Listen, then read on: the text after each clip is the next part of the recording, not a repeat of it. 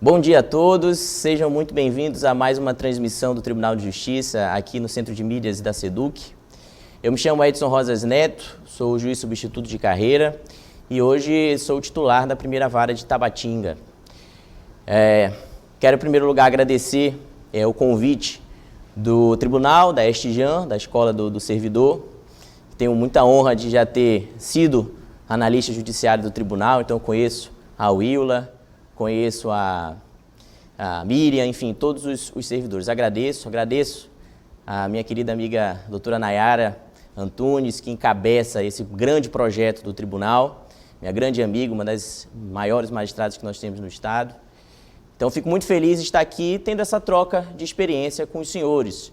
Como falei, é um projeto bem importante do Tribunal, porque todos os servidores vão ter acesso enfim, aprendizados, a manuais de rotina. Isso é bem importante para nós uniformizarmos o trabalho do nosso tribunal, para prestar a melhor jurisdição possível aos nossos cidadãos. Hoje nós vamos tratar da meta 4 do Conselho Nacional de Justiça. Os senhores já devem estar cansados de ouvir falar em metas do CNJ. E hoje vamos passar essas 2 horinhas falando um pouquinho mais de metas. É importante iniciar dando esses primeiros passos do Conselho Nacional de Justiça a partir de 2009, que trouxe essa inovação ao judiciário, o estabelecimento de metas, de projetos para cada unidade jurisdicional do país, para que a atividade jurisdicional tenha um norte, tenha uma orientação.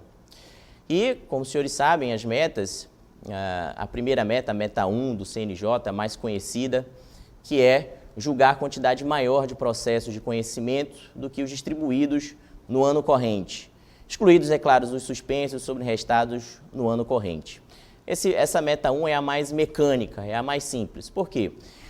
Se na sua unidade entraram 1.000 processos no ano de 2018.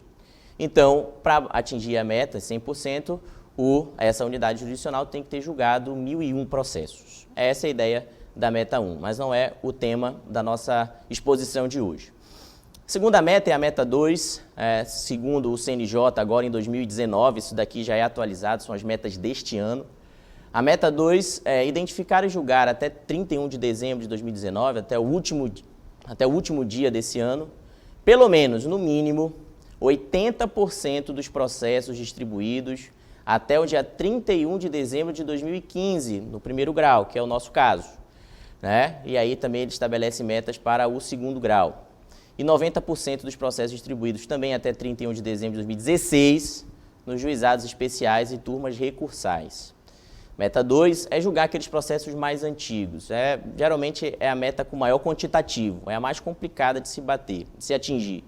Mas nosso tribunal, os senhores todos, os servidores, estão de parabéns porque ano passado nós conseguimos atingir todas as metas do CNJ. Primeira vez que o tribunal atinge 100% das metas. Meta 3, não tão conhecida, mas o CNJ agora está dando um foco maior, que é aumentar o indicador índice de conciliação do Justiça em números em 2 pontos percentuais em relação a 2018. Então, seria interessante que a Estijan traga algum colega para aprofundar um pouco esse tema da meta 3, que é algo um pouco novo, recente, vai gerar um pouco de dúvida. O Justiça em Números tem cálculos um pouco diferenciados em relação às demais metas. Mas a ideia, em linhas gerais, é você atingir 2% a mais de conciliação do que 2018. A gente pula a meta 4, vamos para a meta 6, já que a meta 4 é objeto da nossa aula. A meta 6, que eu vou também expor aqui para os senhores no dia 15 de março, é identificar e julgar até 31 de dezembro de 2019, até o último suspiro desse ano, 60% das ações coletivas distribuídas até 31 de dezembro de 2016 no primeiro grau. E ali ele já também acrescenta as metas do segundo grau, que não nos interessam nesse momento. A gente vai comentar essa meta 6 no dia 15 de março, então não vou adiantar nada. A meta 8, também recente, o CNJ entendeu por bem fixar mais um objetivo para o nosso ano, que é identificar e julgar também até o último dia desse ano 50% dos casos pendentes de julgamentos relacionados ao feminicídio, distribuídos até 31 de dezembro de 2018, e 50% dos casos pendentes de julgamento relacionados à violência doméstica e familiar contra a mulher, também distribuídos até 31 de dezembro de 2018. Os senhores sabem que dos dias 11 a 15 de março teremos a Semana da Paz em Casa, que tem por objetivo atingir essa última meta do CNJ. E vamos para o mais importante, o que interessa, que é a nossa meta 4.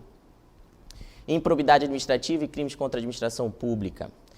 Bom, de acordo com o estabelecido pelo Conselho Nacional de Justiça no último encontro nacional dos tribunais de justiça de todo o país, do Poder Judiciário, a meta 4 ficou assim estabelecida. As unidades jurisdicionais devem identificar e julgar 70% das ações de improbidade administrativa e das ações penais relacionadas a crimes contra a administração pública, distribuídas até 31 de dezembro de 2016.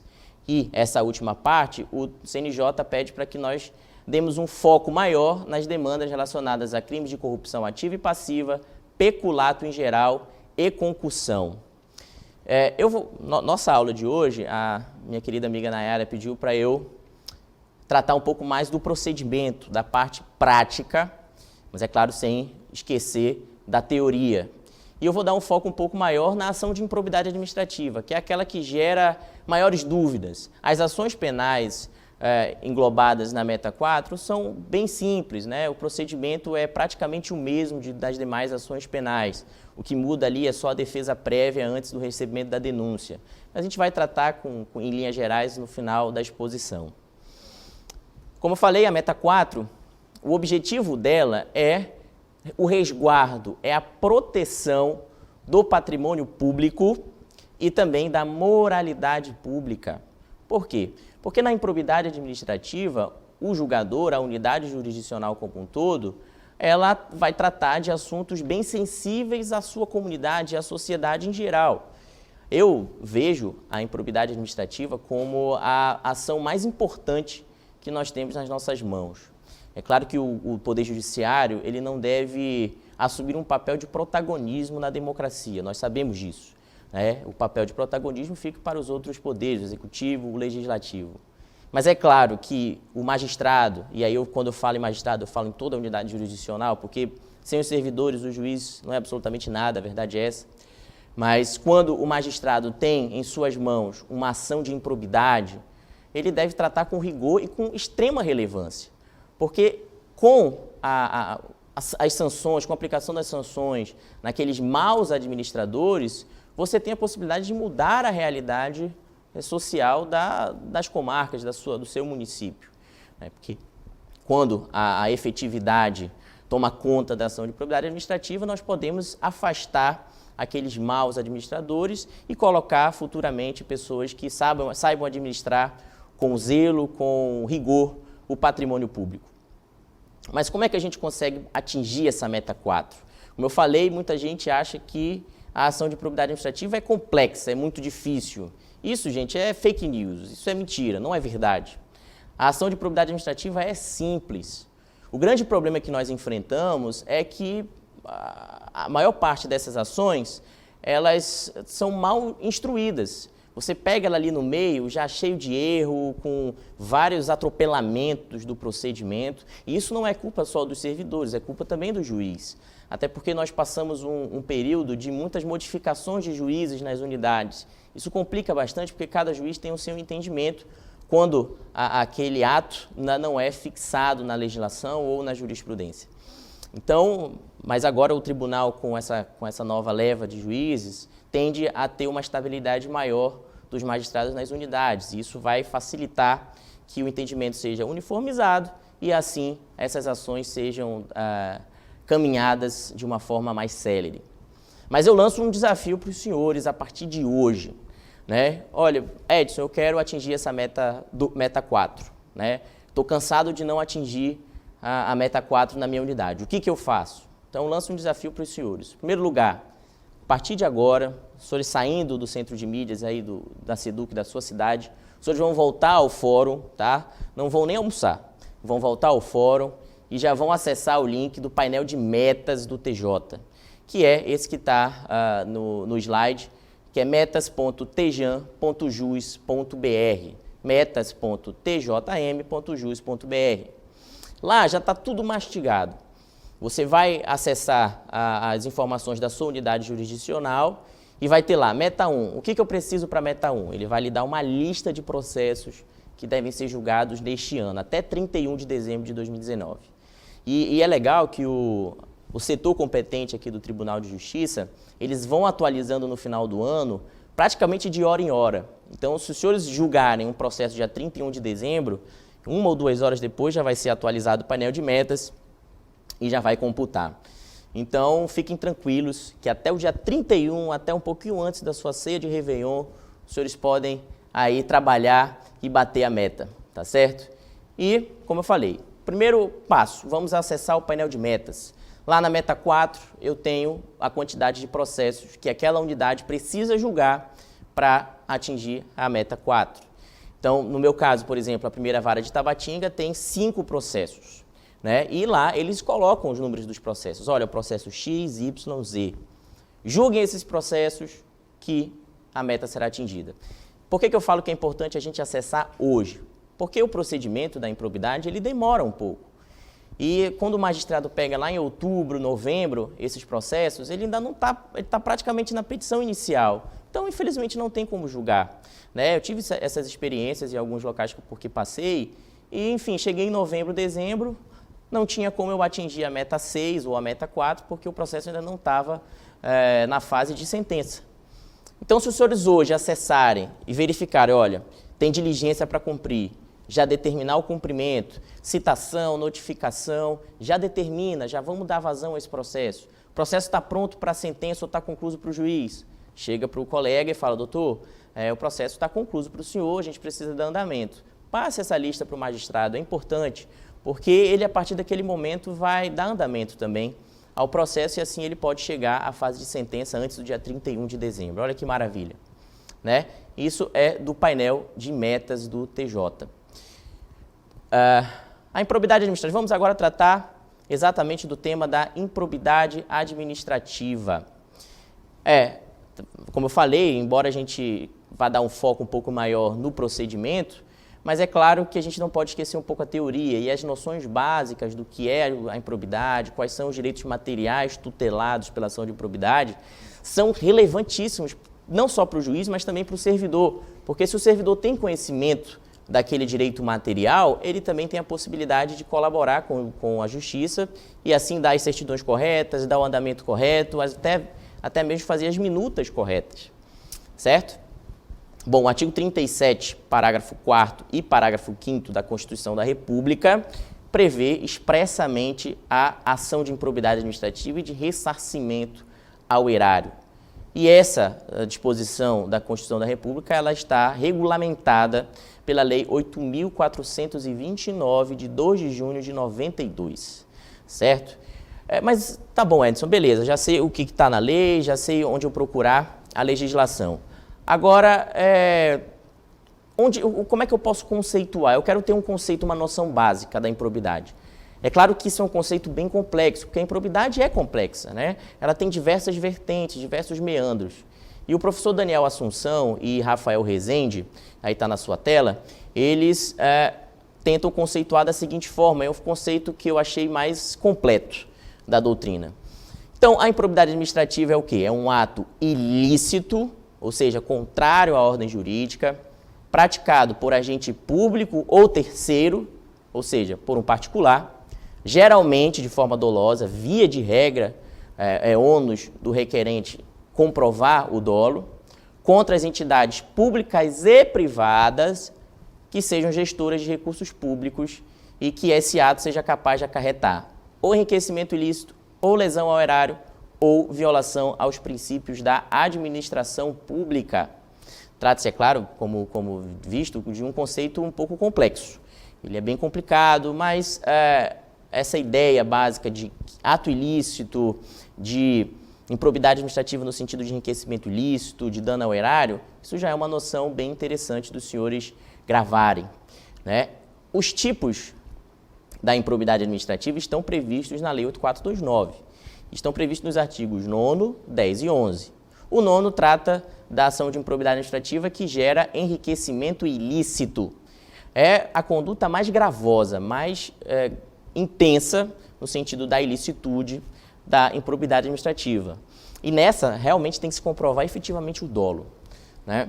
No artigo 10, nós temos o dano ao erário. O dano ao erário, e é importante a gente até falar sobre a nomenclatura. Gente, é erário, não precisa falar erário público, tá? Erário já engloba o público, certo? Então, dano ao erário, prejuízo ao erário. E no artigo 11, nós tratamos da violação a princípios da administração pública. Na minha experiência, eu já fui servidor do Ministério Público Federal e trabalhei nesse ofício do patrimônio público. O Ministério Público geralmente pede ou o artigo 9º, 10 e 11, ou o artigo 10 e 11, ou 9º e 11. Né? Porque praticamente todos os atos de improbidade administrativa violam algum princípio da administração pública. Enfatize-se que a lei traz tipos de improbidade abertos. Diferente da lei penal, que tem que obedece à legalidade estrita, na lei de improbidade administrativa nós temos tipos abertos.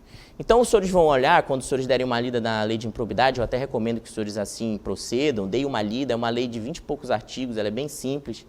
Os senhores vão ver que no artigo 9º tem vários tipos, vários incisos que falam, olha, conduta de improbidade que gera enriquecimento ilícito, utilizar veículos da administração pública, isso é enriquecimento ilícito.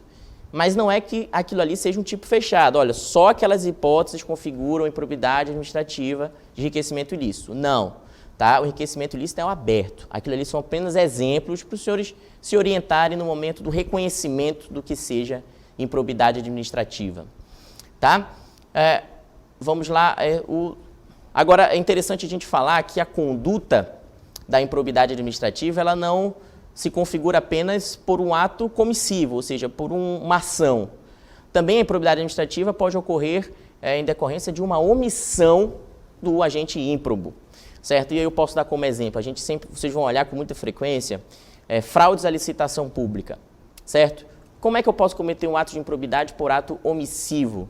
Bom, eu sou o gestor, eu sou o tomador do dinheiro e eu deixo passar a observância de uma determinada regra da Lei 8666, que trata da Lei de Licitações Públicas. Deixo passar, não olho, faço vista grossa em alguma ilegalidade. Isso é uma conduta omissiva, que se o Ministério Público ou outro demandante demonstrar, estará assim configurado o ato de improbidade administrativa. No último tópico desse slide que nós estamos aí apresentando aos senhores, é importante ressaltar que a improbidade administrativa não configura necessariamente uma violação ao princípio da moralidade. Tá? O princípio da moralidade é apenas uma vertente de uma improbidade administrativa.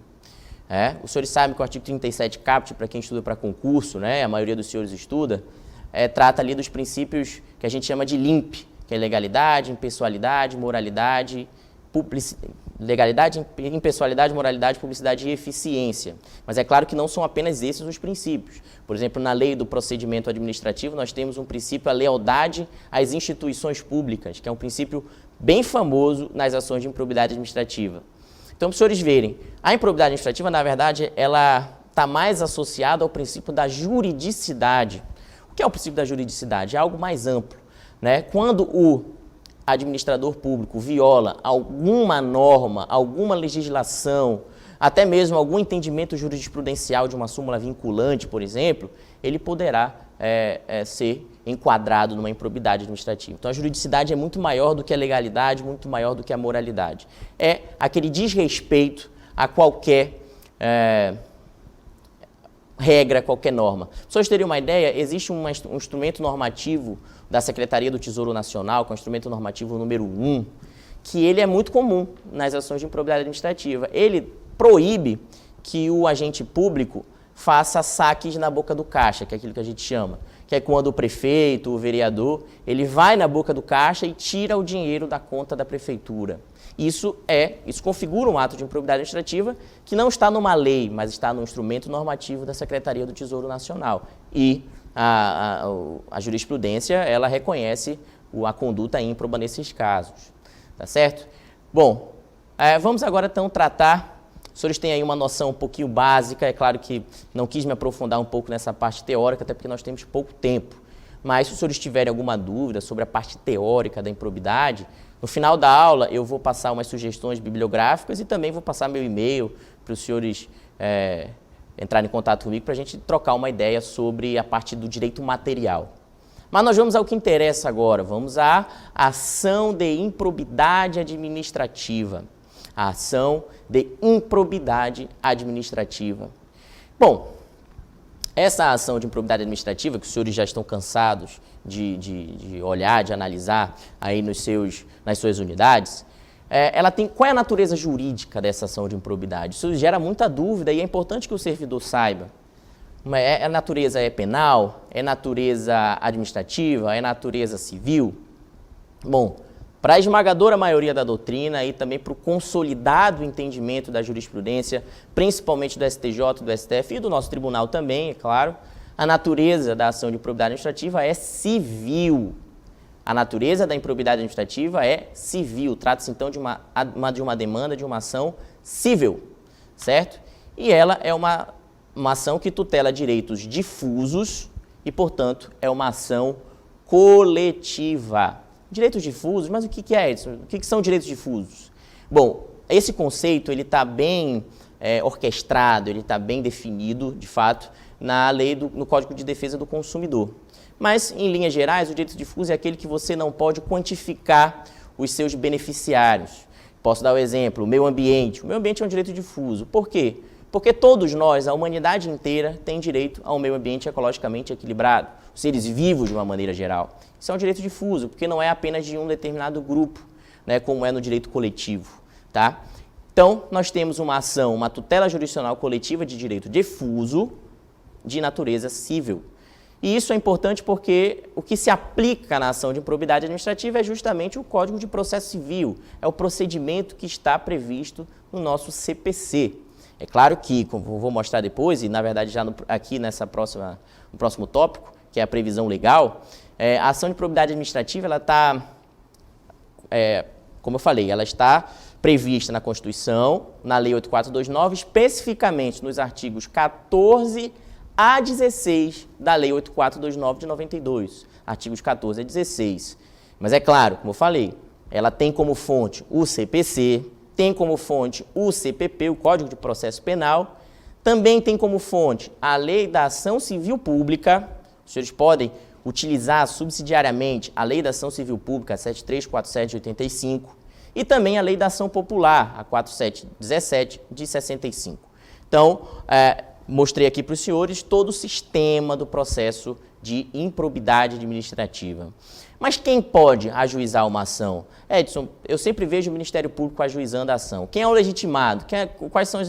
Qual é a legitimidade ativa e passiva da improbidade administrativa? Em verdade, de acordo com o artigo 17 da Lei 8419 de 92, em regra é o Ministério Público, de fato, mas também a pessoa jurídica interessada, aquela que foi vítima da ação de improbidade administrativa. Um exemplo, o município. Outro exemplo, o Estado do Amazonas. Eu, quando respondi pela Vara da Fazenda Pública, eu vi muita demanda do Estado do Amazonas mesmo contra um determinado administrador. Né? No interior a gente vê muito pouco o município ajuizando, mas tem, principalmente na Justiça Federal. Por quê? Porque se o município tiver em dívida, por exemplo, com a FNDE, com o Fundo Nacional de Desenvolvimento da Educação, com o Fundo Nacional de Saúde, se ele tiver com uma tomada de contas, ou seja, o administrador passado não prestou contas, o repasse para aquele município será suspenso. Então, isso obriga o atual prefeito a ajuizar uma demanda de improbidade administrativa contra o seu antecessor, sob pena de não receber mais o repasse do FNDE, do FNS, enfim, dos fundos de natureza federal, e aí eu falo, claro, da esfera da Justiça Federal, mas na estadual também, certo? Então, os senhores possivelmente vão topar aí com uma ação de improbidade ajuizada pelo município, mas são esses os legitimados, e aqui não é um rol exemplificativo, aqui o rol é taxativo. Ou é o Ministério Público ou é a pessoa jurídica interessada, a vítima do ato da improbidade administrativa, ok? Claro que quando o município ajuiza essa demanda, o Ministério Público deve participar dela. Mas aí como fiscal da ordem jurídica, né? O antigo fiscal da lei, que com o novo CPC acertadamente se mudou essa nomenclatura para justamente englobar a função do Ministério Público de uma maneira mais completa. E os sujeitos passivos, Edson? Quem pode responder por improbidade administrativa? Senhores, a lei de improbidade administrativa, no artigo 2º, ela define o que seja agente público para fins de improbidade administrativa. Bom, então o artigo 2º diz o seguinte: reputa-se agente público, para os efeitos desta lei, todo aquele que exerce, ainda que transitoriamente ou sem remuneração, por eleição, nomeação, designação, contratação ou qualquer outra forma de investidura ou vínculo, mandato, cargo, emprego ou função nas entidades mencionadas no artigo anterior, que são município, qualquer tipo de entidade que receba algum repasse público. Tá? É um conceito de agente grande, extenso, mas em linhas gerais eu posso dizer o seguinte: todo mundo pode responder por improbidade administrativa. Todo mundo que toca no patrimônio público pode responder por improbidade administrativa. Então você, querido estagiário que está aí sentado tranquilamente, saiba que o senhor pode responder por improbidade administrativa. Ah, mas eu não recebo bolsa, né? Às vezes é o estágio não remunerado. Eu também posso responder por improbidade? Pode. Ah, eu sou cedido da prefeitura, eu não tenho nada a ver com o Poder Judiciário. Posso responder por improbidade? Pode. Todo mundo responde por improbidade. Às vezes, um chefe, às vezes um presidente de uma associação que receba uma subvenção do poder público pode responder por improbidade. Eu tive um caso no Ministério Público Federal de uma associação privada, né, que o administrador dessa associação ela recebeu um repasse para fazer uma passeata, enfim, não lembro exatamente qual era o objeto. Ele não prestou contas. E ele veio alegando: mas eu sou particular, eu não preciso prestar contas. Você precisa. Recebeu o dinheiro, precisa prestar contas. Você que já pediu, por exemplo, o adiantamento, o famoso adiantamento, que é o pronto pagamento do tribunal, os senhores até reclamam: mas é um procedimento muito burocrático, a gente tem que prestar contas e tem cada detalhe. Tá certo, o tribunal tem razão em exigir tudo isso. Porque se o tribunal deixa passar qualquer procedimento, o tribunal, o presidente vai responder por improbidade. O administrador daquela unidade vai responder por improbidade. Então o tribunal tem razão de ser um pouco rigoroso na exigência dos documentos do repasse, do adiantamento, o pronto pagamento. E é porque precisa prestar as contas ao Tribunal de Contas do Estado. Tá, tudo bem, eu já entendi que eu aqui, enquanto estagiário, eu, enquanto cedido da prefeitura, vou responder. Eu também, enquanto funcionário da escrivania, também respondo por improbidade. O escrivão, que é um servidor do tribunal, responde, mas o seu funcionário também responde por improbidade. Tudo bem. Além deles, tem mais alguém que responde por improbidade administrativa? Tem. O particular. O particular, de acordo com o artigo 3º, são aqueles que, mesmo não sendo agente público, é claro, induza ou concorra para a prática do ato de improbidade ou dele se beneficie de alguma forma, seja direta ou indiretamente. Agora, é claro que quando o particular responde por improbidade, há alguns regramentos que a gente deve observar. O primeiro deles, o particular ele não responde por improbidade sozinho. Ele não pode estar no polo passivo isoladamente. Ele só responde em litisconsórcio com um agente público. Então, se os senhores pegarem uma ação de improbidade, o Ministério Público tiver arrolado como réu, como requerido, como parte do polo passivo, apenas o particular, o dono de uma empresa, já certifiquem isso nos autos e mandem concluso para o juiz, que aí ou ele vai determinar a emenda inicial ou ele já vai julgar o processo extinto sem resolução de mérito por equívoco no polo passivo, na legitimidade processual. Tá certo? Mas é claro, também tem uma outra regra com relação ao particular. Beleza, ele não responde sozinho, ok, entendi. Mas também ele não responde por culpa. Como eu falei, em regra, o agente ímprobo ele vai responder por uma conduta dolosa, seja omissiva ou comissiva. Em regra. Mas o artigo 10 da Lei de Improbidade, que trata do dano ao erário, ela prevê a culpa grave, segundo o STJ.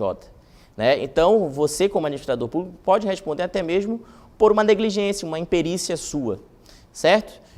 Agora, a regra é que seja por ação dolosa. O ministro Mauro Campbell, que deu uma palestra para o nosso tribunal, e ele está à frente aí do projeto da reforma da lei de improbidade, que está em trâmite no Congresso Nacional, ele disse que essa parte do ânimos do agente tem sido muito discutido, muito debatido. E o principal debate é justamente excluir a forma culposa, certo? Então, futuramente, aí, com a reforma da lei de improbidade, a gente pode até surgir aí o afastamento da culpa. O certo, agora, para a gente, é que o particular não responde por uma conduta culposa. Só responde por improbidade se for comprovado o seu dolo, certo? Um ponto interessante aqui no nosso slide é justamente do parecerista. Os senhores vão, como eu falei, pegar muito processo, vão se deparar com processos de fraude à licitação. E a fraude à licitação tem que, como um dos seus procedimentos, uma de suas fases, o parecer de um determinado órgão. Certo? Segundo o STJ, em regra, o parecerista não responde por improbidade administrativa. Porque o seu documento é tem como conteúdo opiniões, né? É um conteúdo opinativo, de mera consulta ao agente responsável. Mas, pareceristas, não é tão fácil assim. Se o Ministério Público ou a pessoa jurídica interessada comprovar que o parecerista forneceu um parecer com dolo justamente para praticar o ato de improbidade administrativa, aí ele responde também, pode ser arrolado. Eu já vi casos de pareceristas serem condenados por improbidade administrativa porque se comprovou o seu dolo, a sua intenção de dar um parecer totalmente equivocado, um parecer totalmente contrário à ordem jurídica. E a pessoa jurídica, ela pode responder por improbidade administrativa? Pode. A pessoa jurídica pode estar presente no polo passivo da demanda, certo? Por quê? Porque a pessoa jurídica tem o seu responsável legal. E é claro que o ânimos, a intenção, a gente vai olhar, a gente vai analisar a intenção do responsável legal, do representante legal da pessoa jurídica. Mas é interessante os senhores notarem um fato curioso, é que geralmente na petição inicial, o Ministério Público ou outro demandante, ele coloca a pessoa jurídica e também coloca o representante legal no polo passivo. Ué, mas quando eu coloco a pessoa jurídica, eu não tenho que analisar já a conduta do representante legal? Sim, mas enquanto representante da pessoa jurídica. Agora o Ministério Público pode querer que o representante legal também seja condenado em sua esfera patrimonial. Porque quando você coloca apenas a pessoa jurídica, somente o patrimônio da pessoa jurídica vai responder, tá certo? Então, para que a esfera patrimonial também do seu representante legal seja aí englobada numa futura condenação, o Ministério Público tem que colocá-lo, arrolá-lo como réu, certo? Bom, embora seja nulo o processo no qual o demandante não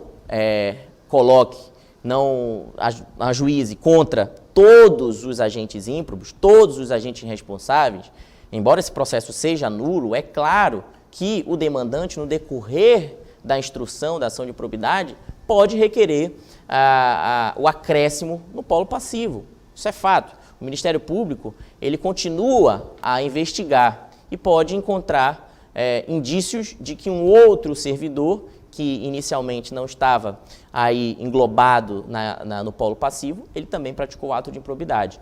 E aí a gente bebe pela primeira vez da Lei da Ação Popular, da 4717 de 65, que em seu artigo 7º, parágrafo 2º, inciso 3, prevê justamente isso, que no decorrer até a fase de sentença, o demandante pode pedir que seja acrescentado ao polo passivo da demanda determinado agente público ou mesmo determinado particular, certo? Bom, então vamos agora à fase do procedimento em si. Nós já analisamos aí as metas, analisamos a parte teórica e também alguns aspectos gerais da ação de improbidade administrativa. Agora vamos ao procedimento em si. Bom, senhores, o procedimento da ação de improbidade administrativa, ele se vale do procedimento ordinário do processo civil, o procedimento comum. Então, o procedimento a ser adotado pela ação de improbidade administrativa é o procedimento comum do CPC. Embora alguns doutrinadores falem, não, é um procedimento especial porque tem uma fase específica que está prevista na Lei de Improbidade Administrativa, que é justamente a fase da defesa prévia. Mas isso não afasta a aplicação do procedimento ordinário do CPC. É apenas uma fase que é diferente, que a gente vai comentar futuramente. Certo? O importante é que vocês saibam. Eu estou em dúvida aqui qual é o procedimento que eu vou adotar. É o procedimento ordinário do CPC. Tá certo? Outra questão interessante, que a gente usa muito pouco, e a gente vê com raridade, é a audiência de conciliação na ação de improbidade administrativa. Beleza, o Ministério Público ajuizou a petição inicial, pediu uma liminar de indisponibilidade de bens, que é a regra, a gente vai falar sobre as medidas cautelares ainda, mas o juiz já analisou, digamos que tenha indeferido a indisponibilidade de bens. E agora? Né, qual é o próximo passo? O próximo passo pode ser a designação de uma audiência de conciliação, sim. Não, mas espera aí, Edson, eu já li a lei de improbidade, eu já decorei o diploma legal todinho, e na lei diz, no artigo 17, parágrafo 1º, que é vedada a transação, acordo ou conciliação nas ações de improbidade. Inclusive, esse dispositivo foi objeto de muita discussão, já teve medida provisória, afastando, depois trazendo de volta. Senhores, de fato, na nossa lei atualmente existe essa vedação, mas essa vedação diz respeito às sanções. O Ministério Público não pode abrir mão da condenação de um agente ímprobo, isso é fato. Mas, na audiência de conciliação, o Ministério Público pode propor ao agente ímprobo, e aí eu falo Ministério Público, mas também a gente pode englobar o município, o Estado, enfim, os agentes demandantes, pode propor ao agente ímprobo que ele reconheça que praticou a improbidade administrativa e que ele apresente uma proposta de pagamento em determinadas parcelas, o ressarcimento ao erário, a multa civil. E aí também ele pode pedir até mesmo que o juiz não aplique, por exemplo, a perda do cargo público. Né? Isso sim pode acontecer. Tá? O que não pode é renunciar à ação de improbidade. Então eu vou desistir dessa ação. Não pode. Agora, a forma de cumprimento das possíveis sanções podem ser objeto de conciliação. E se o réu, ali naquele momento, ainda não é réu, é requerido ainda, se o requerido ele reconhece que praticou o ato ímprobo e aceita a proposta do Ministério Público, o juiz ali homologa o reconhecimento da procedência do pedido, extingue o processo e a gente já passa para a execução e é menos um processo de meta. Olha que interessante. Então, o Ministério Público, eu trabalhei com um promotor de justiça em Manacapuru, um brilhante promotor de justiça, o Dr. Vitor Fonseca, e ele estudava muito isso e buscava propor mesmo as agências de conciliação, muito mais, é verdade, na ação civil pública, mas na ação de improbidade também é cabível, justamente para que esse processo acabe de forma muito mais célere, muito mais rápida e a gente possa, enfim, cumprir essa meta. Então, senhores servidores, fomentem isso, conversem com o juiz. Doutor, será que a gente não pode marcar aqui uma audiência de conciliação? De repente, o agente ímprobo reconhece que praticou o ato, a gente já homologa a procedência do pedido. O que o senhor acha? E aí, o juiz pode aceitar, conversar com um membro do Ministério Público, ele apresenta uma proposta e o processo já pode ser extinto antes mesmo do recebimento da inicial. Olha que interessante. Isso é bem bacana para a gente que precisa atingir a meta 4, certo? Vamos pular já para nosso próximo ponto a ser debatido aqui. Beleza, Edson, o juiz fez tudo isso, fez a conciliação, mas o agente ímprobo nega ainda. Não fiz, ou então o próprio Ministério Público não quis apresentar qualquer acordo, proposta de acordo de cumprimento de sanções. E agora? Qual é o próximo passo? Agora é que vem o diferencial da ação de improbidade administrativa. É a famosa defesa preliminar, defesa prévia da ação de improbidade administrativa. Mas ela é muito simples. Após a audiência de conciliação ou após a apreciação da liminar pelo magistrado, ele notifica, olha o termo, gente, notifica o requerido para que ele apresente em 15 dias a sua defesa prévia.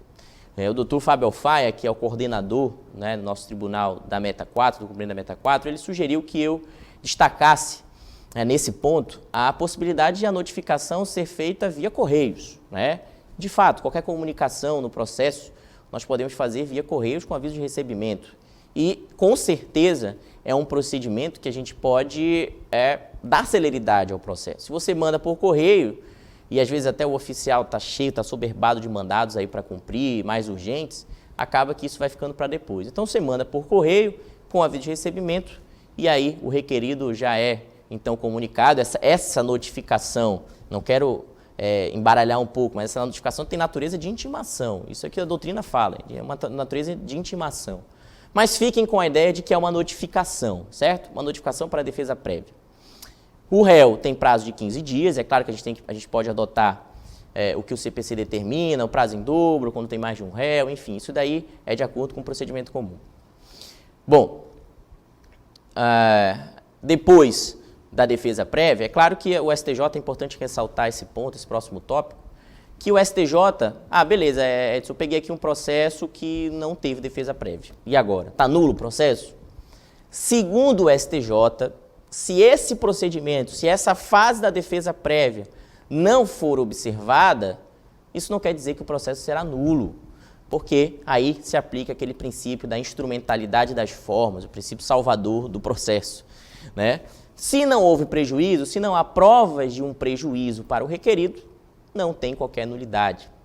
Uma outra coisa bem interessante que o STF e o STJ vem aplicando, e isso ajuda muito, é que se esse processo de improbidade administrativa se originou de um inquérito civil público ou de um procedimento administrativo anterior, um PAD, uma tomada de contas especial, não há necessidade da defesa prévia, não há necessidade de se observar essa fase. Olha que interessante, gente. Isso é um detalhe que a gente pode matar muita ação de improbidade, porque a maioria dos processos que o Ministério Público ajuiza, ele vem de um inquérito civil público. Se teve um inquérito civil público, é sinal que o requerido já teve a possibilidade de se defender administrativamente. Então, não precisaríamos observar a defesa prévia. Esse é o entendimento do STJ e do STF, que pode dar uma celeridade maior. A gente pula essa fase e já vai para a próxima, que é a decisão do recebimento ou não da petição inicial. Então, o juiz, a unidade jurisdicional, tem um prazo impróprio de 30 dias. O que é impróprio? Porque, se não for observar, também não vai gerar nulidade. Mas a legislação determina que em 30 dias o juiz analise a possibilidade de rejeitar a inicial ou de receber a inicial. Essa decisão, senhores, que deve ser fundamentada. Não é mais aquela ideia de receba a inicial e intime-se, no caso, cite-se o réu para que apresente contestação. Isso não existe mais, tá? Isso sim é nulo, é uma decisão sem conteúdo, sem fundamento, e aí sim pode gerar nulidade. Então o juiz nessa decisão inicial, ele deve apreciar a possibilidade de recebimento ou não da inicial, mesmo que o requerido não apresente grandes fundamentos, mas o juiz tem que fundamentar. Agora é interessante que nessa fase vigora o princípio do indúbio pro societá. Não tem o indúbio pro réu, na dúvida se absolve o réu? Nesse caso é o indúbio pro societá. Se tiver indícios mínimos da conduta ímproba, indícios mínimos de que o agente agiu com dolo, mínimos que sejam, o juiz deve receber a petição inicial. Tá? Depois da petição inicial, o juiz já apreciou liminar, já tentou conciliação, não deu nada certo. Vamos agora ao procedimento ordinário. O juiz, então, cita o réu, aqui já é réu, porque já foi recebida a inicial, para apresentar no prazo de 15 dias a sua contestação. E aí a contestação vai comumente, como qualquer contestação, certo? Depois disso, Edson, o que eu faço? Já vou para a réplica? Não necessariamente. E aqui também é importante. A réplica, gente, não é uma fase obrigatória do processo civil, tá? O que eu vejo é que a gente demora muito para julgar o processo civil porque simplesmente, vamos intimar o autor para apresentar a réplica quando não é necessário. E essa fase é uma fase que demora. Por mais que sejam 15 dias aí, que diz o código, a gente sabe que não são só 15 dias. Às vezes demoram até anos para passar da fase de réplica. Então, senhores, a réplica só é um procedimento cabível, tanto no processo ordinário, comum, do processo civil, como na ação de improbidade administrativa, quando e apenas quando o réu apresentar uma alegação de prejudicial de mérito ou preliminar ao mérito. Tá, mas o que é isso? Prejudicial, preliminar? Que história é essa? E é importante que os senhores servidores saibam, porque os senhores podem certificar nos autos que não houve alegação de prejudicial ou preliminar e já voltar os autos conclusos ao juiz para ele dar o seu despacho saneador, que é a próxima fase. Olha que interessante, como os senhores podem colaborar com a celeridade desse processo. Tá, Edson, beleza, mas eu não sei o que é prejudicial de mérito. Prejudicial de mérito, ela está prevista no artigo 350 do Código de Processo Civil, que está na sua tela. Se, olha a condicionante, se e apenas se o réu alegar fato impeditivo, modificativo ou extintivo do direito do autor, o autor, será então ouvido no prazo de 15 dias, permitindo-lhe o juiz a produção de prova. Ou seja, se o réu alegar fato impeditivo, modificativo ou extintivo, aí é uma prejudicial. Tá, mas me dê um exemplo. Prescrição. Prescrição é uma prejudicial.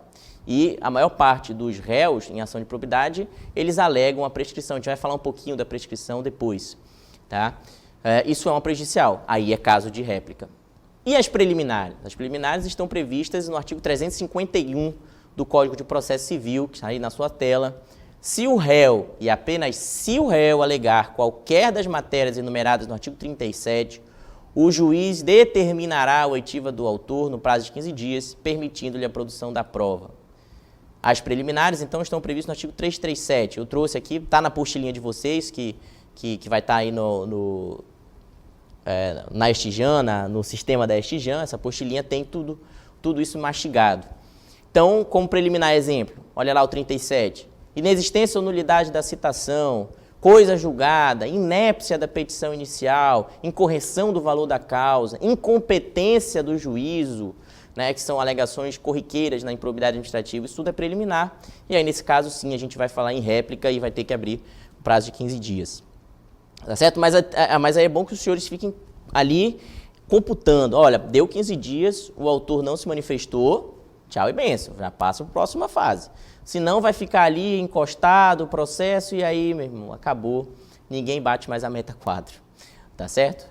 A gente pode pular. Depois dessa fase, né, qual é a próxima fase da ação de improbidade administrativa? Beleza, Edson, já estou na réplica, e agora? Depois da réplica, o que eu faço? Aí você vai certificar que houve réplica, tempestivamente ou não, certificar que então houve preliminares e prejudiciais a serem analisadas e vai voltar os autos conclusos para o juiz decidir, que é aquele famoso despacho saneador. Que, em rigor técnico, na verdade, é uma decisão interlocutória, né? O juiz ele emite um juízo de valor naquele despacho. Então, não é correto falar em despacho saneador, mas sim em decisão saneadora. E tá, para que serve essa decisão saneadora, então? Nessa decisão, o juiz já deve analisar e julgar as preliminares e prejudiciais de mérito. Então, ali, ele já deve dizer, olha, eu vou rejeitar essa preliminar porque não é cabível, vou rejeitar essa prejudicial porque não existe prescrição, não existe decadência e beleza. Aqui o juiz já tem que, não é na sentença, o juiz não precisa esperar até a sentença para julgar a preliminar ou prejudicial, ele já deve fazer isso no despacho saneador, na decisão saneadora.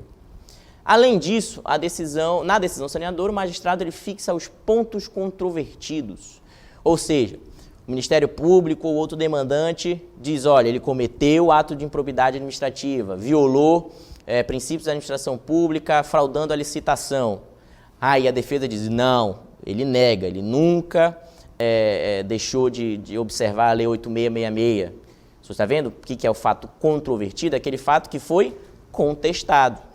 Quando o fato não foi contestado, ele é inconteste, não é um ponto controvertido. Ali já o réu, então, reconhece a procedência do pedido. Mas se ele rebate, aí o juiz coloca, olha, primeiro ponto controvertido, a fraude à licitação ao artigo X, violação ao artigo X, dano ao erário, certo? Os senhores que são minutadores também, é importante os senhores conhecerem a decisão saneadora, que ela é muito importante. Porque quando, por exemplo, se tiver uma mudança de juiz ou até mesmo de servidor, quando o próximo magistrado pegar o processo, tendo o despacho saneador, ele já vai poder se orientar. E aí o processo pode tramitar corretamente. Perfeito. Prejudicial, preliminar, ponto controvertido e aí o juiz abre a instrução processual. Se, por exemplo, o requerente pede a produção de uma perícia ou o próprio réu produção de perícia, aí é o momento do juiz determinar a prova pericial. Se o Ministério Público requer, por exemplo, a juntada de um documento que está em um órgão que ele não teve acesso, aí é hora do juiz determinar a juntada desse documento, né? E o Ministério Público arrolou testemunhas, o réu arrolou testemunhas, aí então é o grande momento do juiz fixar e pautar uma audiência de instrução e julgamento. A audiência de instrução e julgamento é regra na ação de improbidade administrativa. Eu, particularmente, não vi nenhuma improbidade sendo julgada por julgamento antecipado do mérito, né, por ser uma matéria unicamente de direito, embora isso aconteça, tá? Mas não é a regra, até porque o próprio réu pede audiência de instrução para ouvir testemunhas, para demonstrar que não praticou o ato de improbidade administrativa.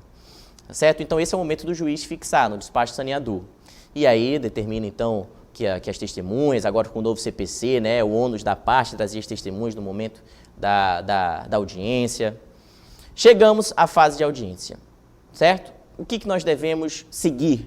É o procedimento da audiência de instrução e julgamento comum do processo civil. É igual, é o mesmo procedimento do processo civil, do procedimento ordinário do processo civil. Então, o juiz vai ouvir o autor, se for requerido, é claro, né, para fins de confissão, vai ouvir o réu, ouve as testemunhas, faz uma cariação, ouve um perito, enfim, esse é o momento normal, comum de uma audiência de instrução. E aí, ao final dessa instrução, o juiz pode determinar, então, que as partes apresentem suas alegações ali, oralmente, né? Também nesse caso, por ser um processo muito complexo, as partes geralmente pedem que o juiz abra prazo para as razões finais escritas. É importante isso porque realmente é um processo muito complicado, é um processo com muitos meandros. Então, geralmente, o Ministério Público pede para ser ali, naquele momento, no ato da audiência, intimado, né? Não precisa mandar mais uma comunicação. Se o Ministério Público está presente, ele já está intimado do prazo das razões finais escritas. Depois, o Ministério Público, o réu. E aí vem, então, a fase de sentença. O juiz pode sentenciar na audiência? Pode, nunca vi, né? Ainda mais um processo de improbidade. Mas é claro que às vezes é um processo muito simples, que o próprio Ministério Público aí pede absolvição, você pode julgar na sentença. Beleza? Entenderam? Chegamos então à fase de sentença, depois dela já não é mais com a gente, já é para o segundo grau, se houver algum recurso. Eu fiz, gente, um fluxograma, e aí eu vou até pegar aqui a canetinha para a gente tentar explicar um pouquinho melhor para os senhores entenderem. É um fluxograma simples, não é muito complexo, justamente para a gente não se perder, certo? Aqui, pronto. Eu fiz o fluxograma, aqui ele está dividido porque realmente não teve condições da servidora fazer em um só slide, mas no material que eu forneci, que vai estar na sua página lá do aluno, na Estijan, ele está em um só slide, esse fluxograma, tá? Então, os senhores vão pegar, vão imprimir, coloquem ali na parede da unidade, justamente para os senhores poderem, então, se basear no momento do procedimento da improbidade. Então, vamos lá. A gente começa a improbidade com o quê? Com a petição inicial do Ministério Público, do município, enfim, da parte autora. Entrou com a petição. Pode ser que não se peça aí a liminar. Beleza, pode acontecer. Então, não pedido a liminar, a gente já pula para o recebimento, é claro, né? O juiz ele tem que analisar o recebimento e já vai, na verdade, depois, se não tiver o pedido liminar, o juiz já determina, então, a notificação para a defesa prévia, tá certo? Então, sem liminar, já pula para a defesa prévia. Com o pedido liminar, aí o juiz deve apreciar a possibilidade ou não da liminar. A gente vai falar ainda um pouco sobre medidas cautelares, certo? Decidiu, uma decisão, lembrando, fundamentada, e é claro, ele pode aqui, gente, mais uma vez, ele pode pautar uma audiência de conciliação, tá? Lembrando que o novo Código de Processo Civil tem como princípio justamente a autocomposição. A todo tempo o juiz ele pode tentar que as partes mesmo consigam uma composição. E aí, como eu falei, na improbidade administrativa, o Ministério Público não pode simplesmente renunciar às sanções ao réu. Mas ali naquele momento o réu pode dizer, olha, eu reconheço que cometi a improbidade e eu posso pagar então aí o ressarcimento ao erário em tantas vezes, e aí qualquer coisa o juiz aprecia e homologa o reconhecimento da procedência do pedido e já parte para execução. Mas aqui nesse nosso procedimento, digamos que não teve essa audiência. O juiz não decidiu a liminar. Se ele decidiu e aí a parte quiser recorrer, é claro que o recurso é o do agravo de instrumento. Isso aí não é conosco, já vai para o tribunal. Tá? Depois de decidir, também ele vai para a defesa prévia. Tá certo? Ele também já vai para a defesa prévia, que então aí o requerido ainda não é réu, lembrando, tá? Não recebeu a inicial ainda, não é réu. O requerido tem um prazo de 15 dias para se manifestar. Perfeito. Aí a gente já pode pular para o próximo slide, porque isso aqui já tá no outro. Depois da defesa prévia, o juiz, então, em decisão fundamentada, recebe ou rejeita a inicial. Tá certo? Ele pode tanto receber quanto rejeitar. Se ele rejeitar a inicial, ele vai proferir uma sentença e aí o recurso, é claro, é o de apelação. Tá? Agora, digamos que ele recebeu a inicial, nós temos então um prazo impróprio de 30 dias, lembrando sempre. Recebeu a inicial, vamos então à fase de contestação. E aí o réu tem 15 dias para contestar. É claro, se tiver mais um réu, a gente tem que aplicar aquela excepcionalidade do Código de Processo Civil, de prazo, em dobro, enfim. Isso os senhores sabem que já é do procedimento ordinário. Aqui, tem preliminar e tem prejudicial, tá? Prejudicial. Beleza, prejudicial e preliminar. O que eu vou fazer? Certifico para o magistrado ou então em ato ordinatório. Às vezes a própria unidade já tem, já nem precisa passar para o juiz. Se tem preliminar ou prejudicial, você, servidor, já intima o autor para a réplica, perfeito? E também a réplica, o autor tem 15 dias. A réplica, ela é para o autor se manifestar com relação a preliminares e prejudiciais, tá? Não é para ele adentrar no mérito, embora a gente saiba que isso ocorra, tá? Depois disso, vem então o famoso despacho saneador, que na verdade é uma decisão interlocutória. Uma coisa que eu esqueci de falar para os senhores é que além do painel de metas, é interessante que os senhores conheçam o glossário publicado pelo CNJ, pelo Conselho Nacional de Justiça, tem no site. Cada ano o CNJ publica um glossário. E nesse glossário ele fala, olha, para computar para fins de meta, você deve dar o comando X, o juiz ele deve proferir uma decisão interlocutória, né? Porque às vezes a gente olha, lá na lista de meta 4, peraí, mas esse processo aqui já foi sentenciado, por que ele ainda está no painel de metas? Não é uma incongruência do painel, geralmente é porque nós, ou o juiz ou o servidor, deu um comando errado, esse comando ele não é considerado para fins de meta. Isso pode acontecer. Isso aconteceu comigo, por exemplo, quando eu respondi por Manacapuru, eu dei uma decisão, proferi uma sentença com um comando que não computava para a meta. E aí eu tive que, então, movimentar o processo de acordo com o comando correto. Isso está no glossário. O glossário ele vai dizer, olha, quais são os processos que vão computar? X, Y, Z. Como é que eu faço o cálculo? Tem lá o cálculo. Quais são os comandos que a gente deve dar no sistema? É esse, é aquele, entendeu? E aí você compatibiliza, né, com o Projude, tá bom? E aqui então é uma decisão interlocutória. Aqui o juiz ele vai analisar prejudicial, vai analisar preliminar, certo? Vai fixar os pontos controvertidos e vai abrir para a instrução. A instrução, gente, pode ser ou uma audiência de instrução de julgamento, prova pericial, prova documental, análise, às vezes, de falsidade quanto à assinatura, isso é muito comum na improbidade administrativa. E pronto, é esse o momento, é a fase de instrução.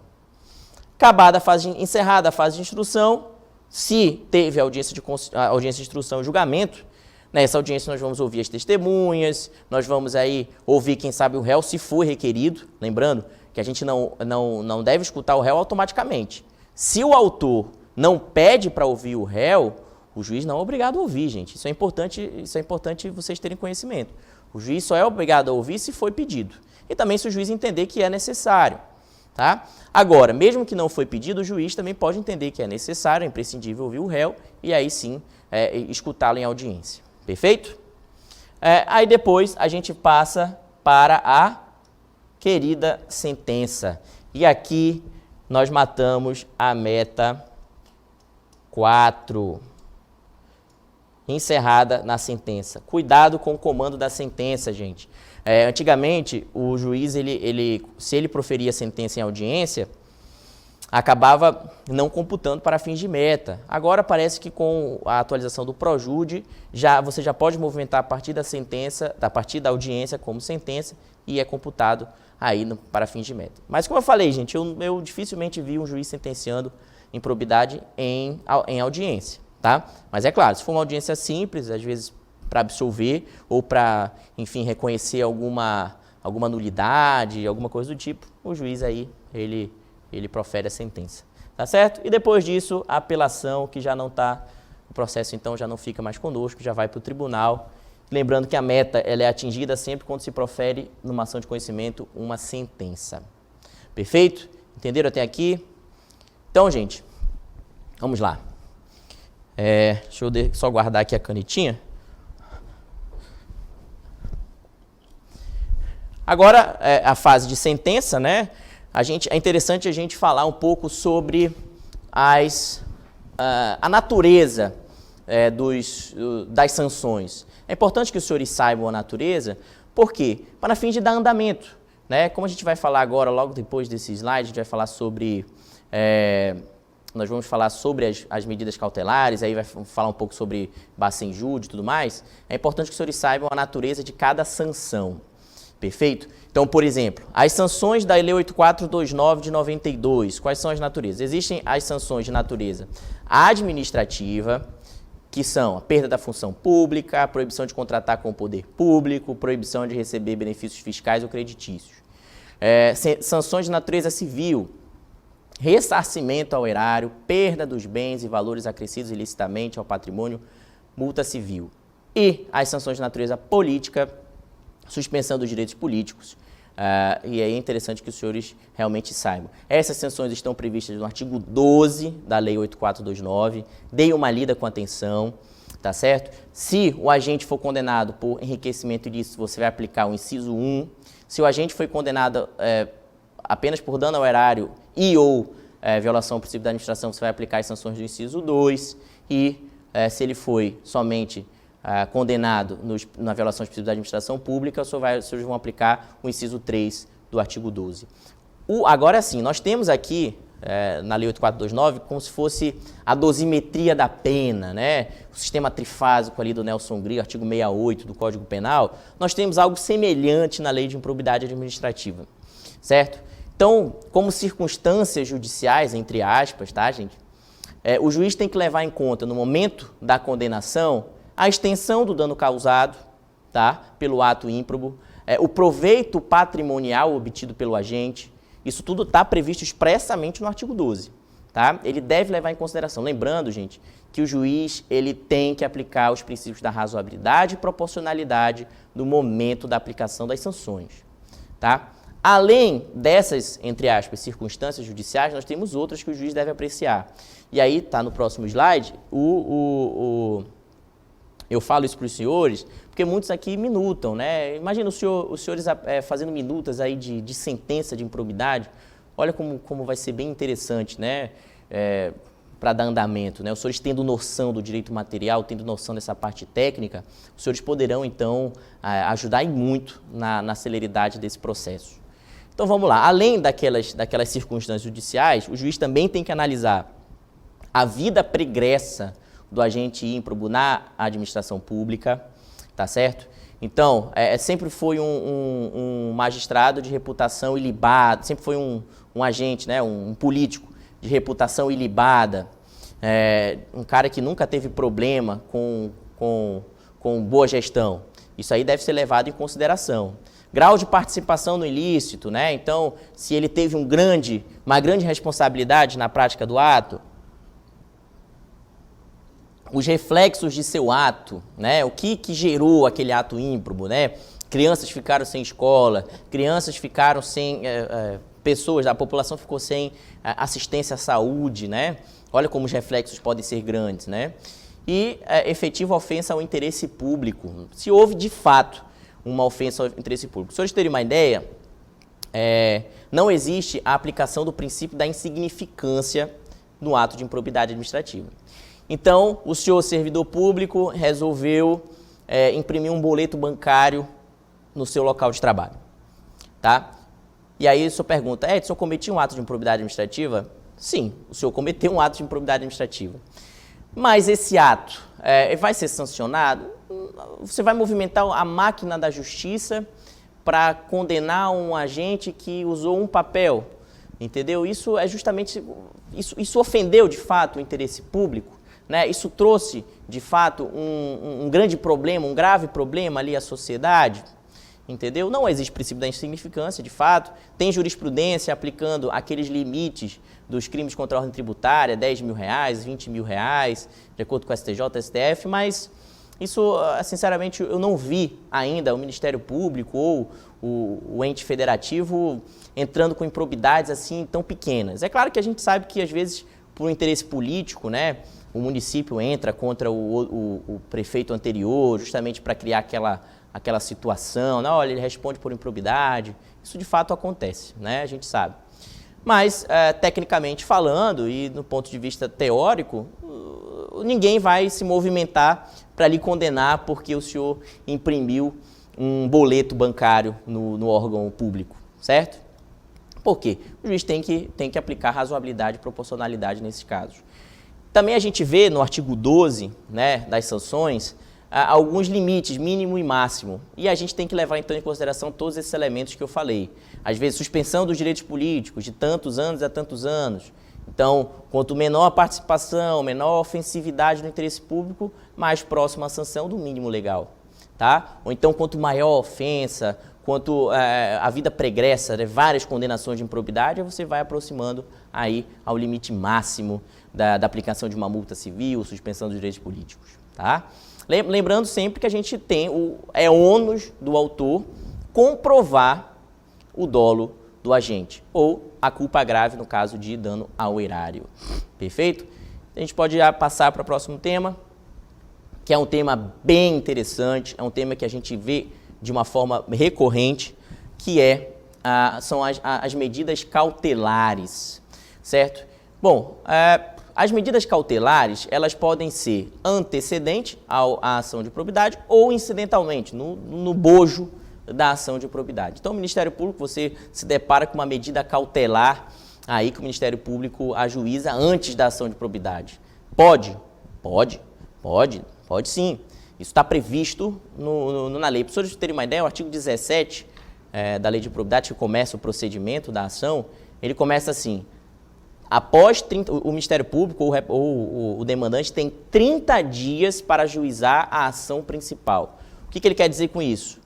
Que depois da efetivação da medida cautelar, por exemplo, de uma indisponibilidade de bens, de uma decretação de sequestro, está nos autos e o Ministério Público foi intimado da efetividade da medida cautelar, ele tem então a partir dali 30 dias para ajuizar a ação de improbidade, sob pena de decadência da medida cautelar, tá, gente?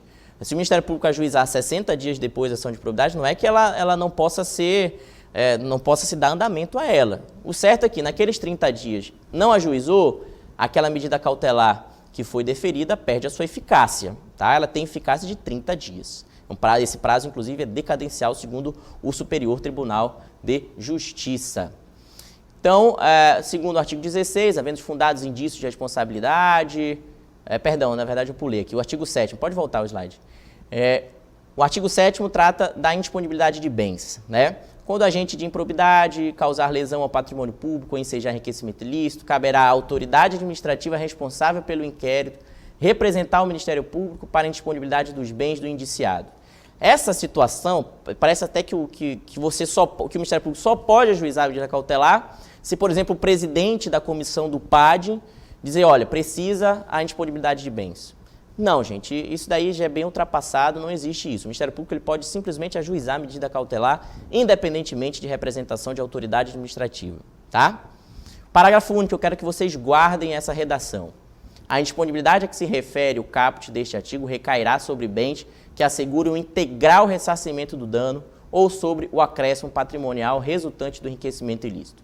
Gravem isso, porque depois nós vamos comentar um pouquinho melhor. Vamos dar uma andada aí que nosso tempo já está correndo.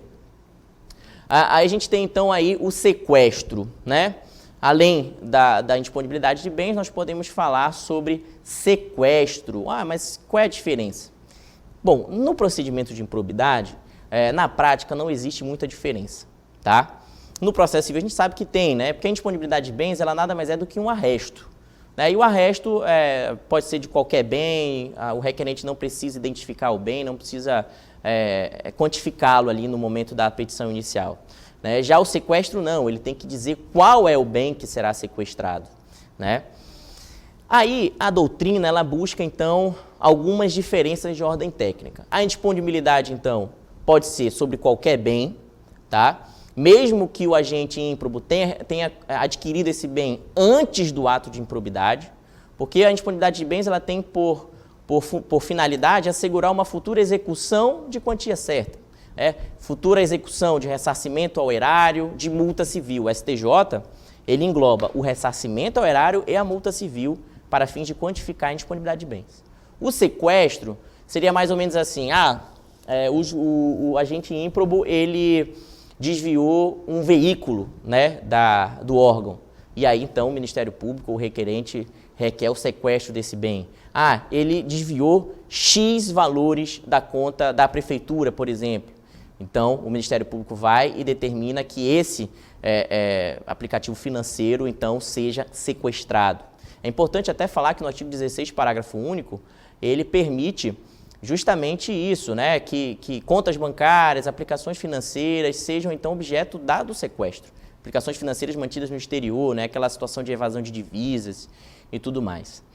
Tá? O parágrafo 1º está defasado, ele fala nos artigos 822 e 825 do CPC de 73. A gente sabe que o novo CPC ele não estabelece procedimento específico do sequestro. Então você vai aplicar ali no sequestro o procedimento comum de uma medida cautelar. Tá? É importante, é interessante ressaltar que na ação de improbidade cabe qualquer medida cautelar prevista na lei. Tá? Agora, a lei de improbidade, ela prevê expressamente 3 medidas cautelares: a indisponibilidade de bens, como eu falei, o sequestro, e o sequestro ele só cabe em bens específicos e adquiridos após a suposta prática do ato de improbidade. Tá? Antes disso, só caberia indisponibilidade. E a terceira medida cautelar prevista na ação de improbidade é a perda, é o afastamento temporário do agente ímprobo de suas funções, de seu cargo, emprego ou função. Então, o Ministério Público pode requerer que, digamos, o prefeito, por exemplo, seja afastado temporariamente de seu cargo até que seja apurada, até a fase de instrução. Por quê? Porque ele pode estar ali intimidando testemunha, ele pode estar ali tentando ocultar documentos, né, queimar documentos, isso é comum. Infelizmente, isso é comum. Então, o Ministério Público pode requerer. Agora vejam, isso é uma medida drástica, você está afastando um vereador, você está afastando um prefeito, ou seja, alguém que foi eleito democraticamente do seu cargo. Então tome muito cuidado, essa liminar, né, essa medida cautelar, melhor dizendo, ela é bem drástica. Então o juiz ele tem que ser bem rigoroso na aplicação. Quando é contra um servidor efetivo, contra um servidor temporário, é mais fácil, porque ele não foi eleito democraticamente. Mas quando você afasta um prefeito, se afasta um vereador, você está afastando aquele que foi eleito democraticamente. Independentemente de você concordar ou não com a população, foi aquele o escolhido.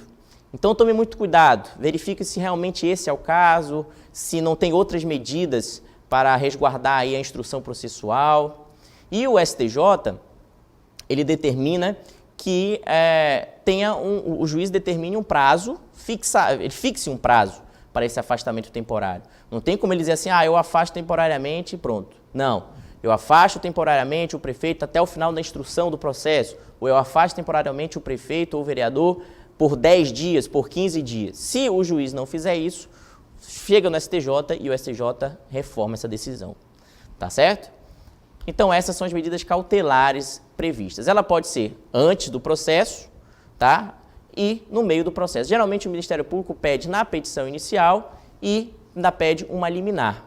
É interessante ressaltar, como está nesse slide do ponto 4, que quais são os requisitos para a aplicação das medidas cautelares. Os requisitos são aqueles comuns: fumus boni iuris, fumaça do bom direito, e o periculo in mora previstos, o perigo da demora previstos aí no artigo 300 do Código de Processo Civil. Agora, algo bem interessante, o perículo em mora, segundo o STJ, ele é presumido. Perículo em mora presumido, isso é muito importante, gente. Porque, por exemplo, numa indisponibilidade de bens, o Ministério Público não precisa comprovar que o agente ímprobo está, de fato, dilapidando o patrimônio. Não precisa. Isso decorre do próprio ato ímprobo. Se há indícios de que, de fato, ou seja, se houve o fumus boniuris, a fumaça do bom direito, se há indícios de que houve a prática do ato de improbidade administrativa, naturalmente se presume que o réu irá dilapidar o seu patrimônio. Tá? Isso é um entendimento do Superior Tribunal de Justiça. Não precisa de efetiva comprovação da dilapidação do patrimônio público. Certo? Isso já decorre do próprio texto constitucional, artigo 37, parágrafo 4º da nossa Constituição Republicana. Correto? Bom, gente, essas são as medidas cautelares. Infelizmente, a gente não pode se aprofundar muito, mas se os senhores tiverem dúvidas, eu não sei se vai dar tempo, eu sei que eu tenho 37 minutos aí. Não sei se vai dar muito tempo da gente abrir para as perguntas, mas é claro que eu vou abrir pelo menos uns 15 minutos e também vou deixar aí para os senhores o meu contato por e-mail, para a gente trocar uma ideia. Eu gosto muito dessa matéria, então vou ficar feliz se os senhores realmente mandarem perguntas aí via endereço eletrônico, enfim. Bom, vamos à melhor parte, né, que eu gosto bastante, que é a jurisprudência selecionada, os temas polêmicos de uma improbidade administrativa que geram muitas dúvidas. E o primeiro que eu estou aí colocando é a questão da prerrogativa de foro na ação de improbidade administrativa. Isso, gente, foi tema de muito debate no decorrer dos anos. STJ, STF, tribunais de justiça. Quando eu trabalhava no Ministério Público Federal, tinha juízes que aplicavam a prerrogativa de foro, outros juízes federais que não aplicavam. Realmente era bem complicado.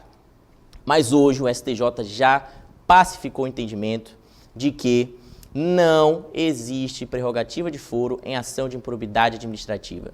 E o primeiro fundamento é que a ação de improbidade administrativa tem natureza civil. A prerrogativa de foro ela só é aplicada nas ações de natureza penal. Não é o caso da nossa improbidade administrativa. Então, digamos que você encontra o juiz, que é o diretor do foro, e ele praticou um ato de improbidade administrativa, o magistrado aí da sua unidade. Praticou um ato, o Ministério Público, então, ajuizou uma ação. E agora? Manda para o TJ, já que o juiz tem prerrogativa de foro nas ações penais, ou não? Não. Inclusive, o precedente do STJ foi em relação a um membro do Ministério Público. Não há prerrogativa de foro. Então, o juiz, o promotor, um desembargador, até mesmo o desembargador, já teve discussão no STJ sobre isso, um ministro, enfim, um secretário de Estado, um prefeito, um vereador, respondem no primeiro grau por ação de improbidade administrativa. É claro que há algumas exceções, mas eu nem vou comentar muito, porque a gente não vai ver. Por exemplo, o presidente da República tem prerrogativa de foro. A gente não vai pegar uma ação de improbidade contra o presidente da República aqui no nosso estado. O presidente do Supremo Tribunal Federal, os ministros do STF, tem discussão ainda se eles ainda têm ou não essa prerrogativa, mas com certeza o presidente tem. Enfim, tem essas discussões de natureza mais federal que dificilmente nós vamos nos deparar. Tá? O certo é que o que a gente geralmente encontra, prefeito, vereador, secretário de Estado, até mesmo governador, enfim, no caso na capital, né? Ele responde por improbidade no primeiro grau de jurisdição, não há prerrogativa de foro. Tá ok? Podemos então passar para a próxima debate. Isso aí eu trouxe precedente para vocês analisarem, debaterem, isso é bem interessante mesmo. Bom, vamos então ao próximo debate, né? A grande polêmica, ação penal de responsabilidade e ação de improbidade administrativa. Pergunto aos senhores, pode, por exemplo, o prefeito responder por crime de responsabilidade e por uma ação de improbidade administrativa? Pode sim. Isso foi tema bem polêmico há não tanto tempo atrás, mas hoje já é pacificado, né? Os tribunais superiores, principalmente o STJ, eles aplicam aquilo que se chama de duplo regime sancionatório, ou seja, o agente político responde por crime de responsabilidade e por improbidade administrativa. Eu até coloquei o texto ali que eu extraí do site do Dizer o Direito, do nosso papa aí da jurisprudência, o doutor Márcio André Lopes Cavalcante, que explica muito bem. Antigamente se entendia que haveria um bis in idem aí. Só que a jurisprudência já se fixou no sentido de que a improbidade administrativa tem natureza civil, então não tem como falar em bis in idem. Então, existe o duplo regime sancionatório. O político, o agente público, o agente político responde por crime de responsabilidade e também por improbidade administrativa. Tá certo? Aí já trouxe também, no próximo slide para os senhores, uma jurisprudência. É de 2016, ela é um pouco antiga, mas é justamente esse o entendimento, até porque já não se chega mais no STJ esse tipo de discussão.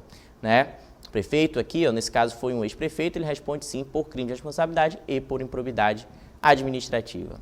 Certo? Vamos então para a próxima grande discussão, que aí são os limites da indisponibilidade de bens. Pedi para os senhores gravarem aquele parágrafo único do artigo 7º que a gente retratou, que ele fala que essa indisponibilidade de bens, ela tem como limite aí o futuro ressarcimento ao erário, enfim, a extensão mesmo do dano causado ao patrimônio público, não é isso? Pois é. Perfeito. Hoje, o STF teve muita discussão sobre isso, você vai encontrar ainda jurisprudência dizendo que é ilimitado, você pode aí determinar a indisponibilidade de bens de todo o patrimônio do réu, mas isso já não é um entendimento que prevalece. O entendimento do STJ e do STF é de que deve haver limite na disponibilidade de bens. E quais são esses limites? Bom, a indisponibilidade de bens ela tem como finalidade o quê? Assegurar uma futura execução. Execução por ressarcimento ao erário e multa civil. Então, o limite dessa disponibilidade é o valor decorrente do ressarcimento ao erário e de uma eventual multa civil que deverá pagar aí o agente ímprobo, certo? Agora, é importante ressaltar que a indisponibilidade de bens ela deve observar as impenhorabilidades legais, certo? Existe uma lei, que é a lei que fala sobre o bem de família, né? Então, os bens de família, aqueles impenhoráveis sob o ponto de vista da lei, eles não podem ser objeto de disponibilidade de bens. Mas, se ficar comprovado que esse bem foi adquirido em decorrência de um desvio de verbas do próprio ato de improbidade, segundo o STJ, esse bem pode sim ser objeto da indisponibilidade de bens. Outra coisa interessante é que na própria lei do bem de família, ela excepciona as indisponibilidades em decorrência de crimes, né? Então, se essa improbidade ela é também crime, por exemplo, corrupção, que é improbidade e crime, ela pode sim ser objeto de indisponibilidade de bens, mesmo sendo bem de família. Tá? O Ministério Sérgio Cuquina tem um precedente bem interessante sobre essa situação, que ele fala do mínimo existencial. É claro que a gente não pode deixar aí o réu com uma mão na frente e outra atrás, né? Ele precisa do seu mínimo existencial para uma vida digna, né? Por mais que ele seja um mau administrador, por mais que ele tenha desviado milhões aí do dinheiro público, o certo é que ele não pode tirar todos os bens do patrimônio do réu. Então tenham muito cuidado com isso. O Ministério Público o requerente não precisa individualizar esses bens, como a gente comentou, só no caso de sequestro, e não é esse o caso, né? A disponibilidade de bens, o Ministério Público pode pedir qualquer bem, até mesmo aqueles adquiridos antes do suposto ato de improbidade administrativa, para resguardo do ressarcimento ao erário e de eventual multa civil, certo? Vamos lá, o próximo debate aqui também, como falei para os senhores, trouxe essa jurisprudência do ministro Gurgel, bem interessante essa jurisprudência, se vocês puderem olhar o inteiro teor dessa decisão, eu recomendo. Certo? Vamos então ao próximo slide, vamos à possibilidade de decretação de medida cautelar antes do recebimento da inicial de improbidade administrativa. Nós já comentamos sobre isso, a medida cautelar pode ser antecedente, então se pode decretar aí a indisponibilidade de bens, até mesmo o afastamento temporário do prefeito, do vereador, do agente ímprobo e também o sequestro de bens antes mesmo do ajuizamento da inicial. Lembrando daquele prazo decadencial de 30 dias previsto no artigo 17 caput, certo? Já podemos pular para o próximo debate jurisprudencial, que é bem interessante. Gente, a Constituição, ela veda a quebra de sigilo, né? Com algumas exceções, né? O sigilo bancário e fiscal para efeitos de investigação penal, está na Constituição, artigo 5º, certo? Beleza, a gente sabe que a questão de improbidade administrativa não tem natureza penal. E aí, o Ministério Público me pede uma quebra de sigilo bancário. O que eu faço? Posso quebrar?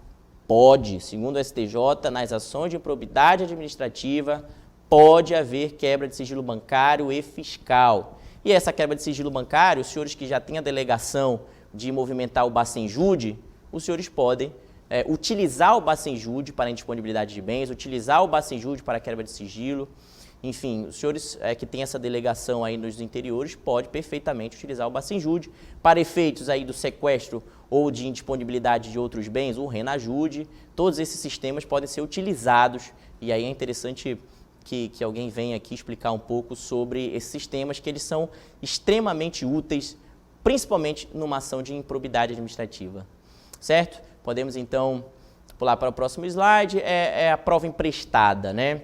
Bom, a prova emprestada, ela é possível, é admissível. Acho que não tem tanta discussão sobre isso, mas aí havia antigamente uma discussão se na improbidade administrativa eu poderia trazer alguma prova da ação penal. Posso?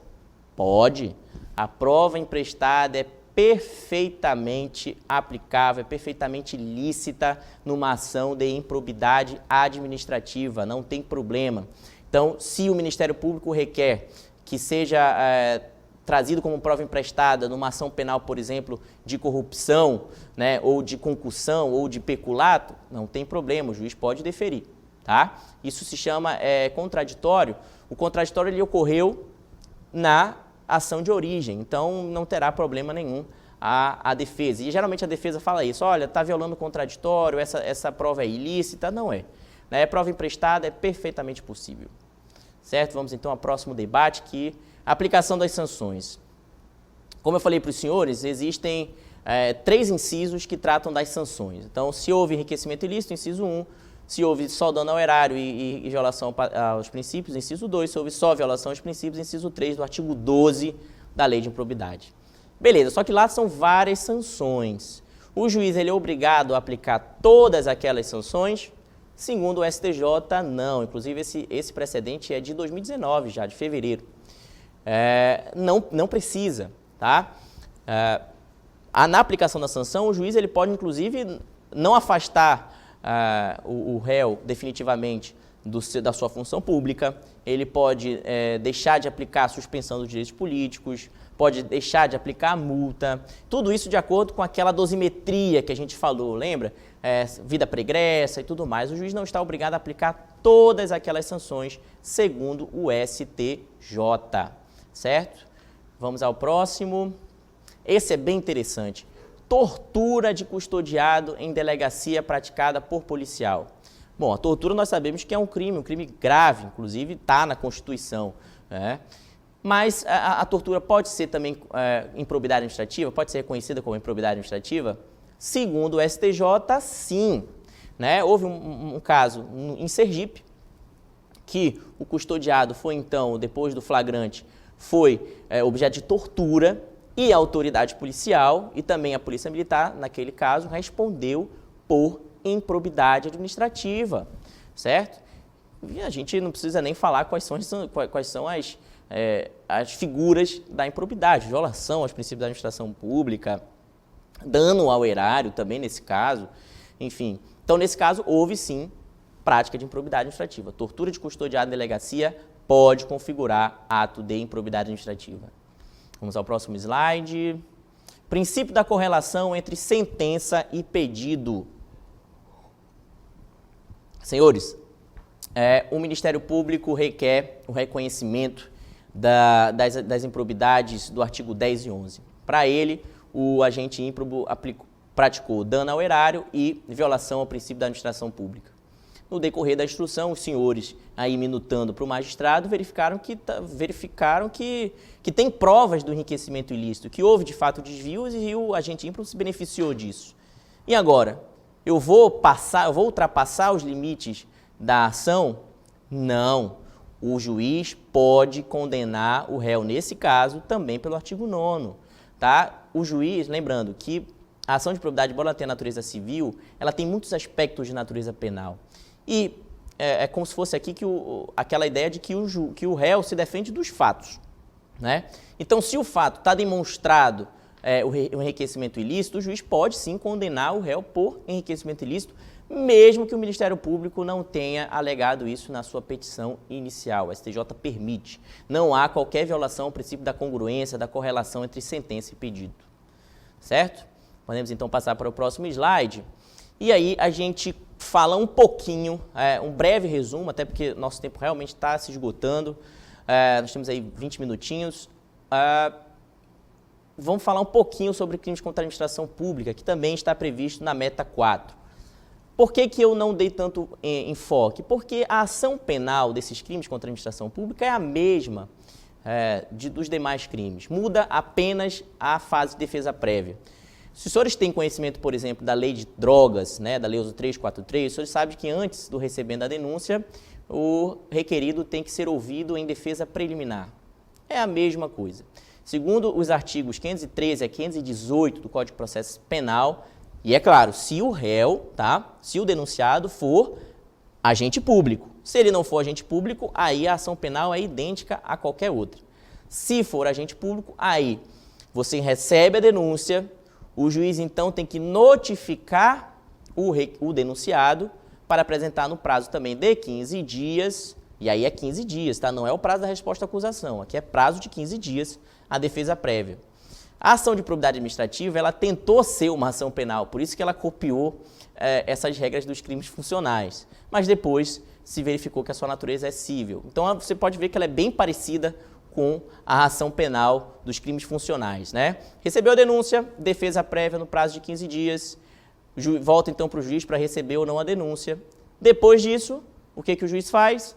Incita o réu para a apresentação de resposta à acusação, no prazo de 10 dias. E aí o trâmite, os senhores sabem melhor do que eu, né?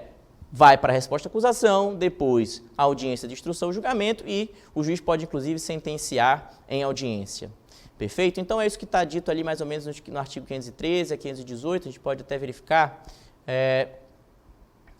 se tem mais alguma coisa relacionada. A resposta pode ser instruída. Pode passar. Pode passar também. Isso aqui só são os dispositivos legais, tá? Aí aqui, ó, o 517. Recebida a denúncia ou queixa, será o acusado citado na forma do capítulo 1 do título 10 do livro 1, que é justamente a resposta à acusação, aquele procedimento comum. E na instrução criminal e demais termos do processo, observar-se-á o procedimento ordinário da ação penal, certo? Não tem maiores complicações. A única coisa que eu ressalto é que, como está nesse próximo slide, é o seguinte, aqui a gente já está falando em natureza penal. Se a gente está falando em natureza penal, aí aqui a gente tem que observar a prerrogativa de foro.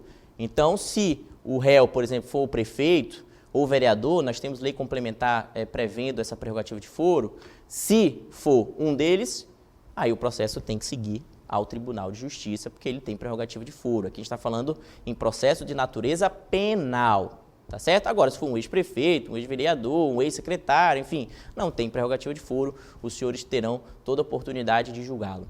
Para a gente finalizar e abrir aí então para as perguntas, vamos dar uma passada rápida nesses tipos penais, porque o CNJ, ele pede que, além da gente julgar os crimes contra a administração pública, a gente dê um foco maior em determinados tipos penais, como o peculato. Ele fala peculato em geral. Por que ele fala peculato em geral?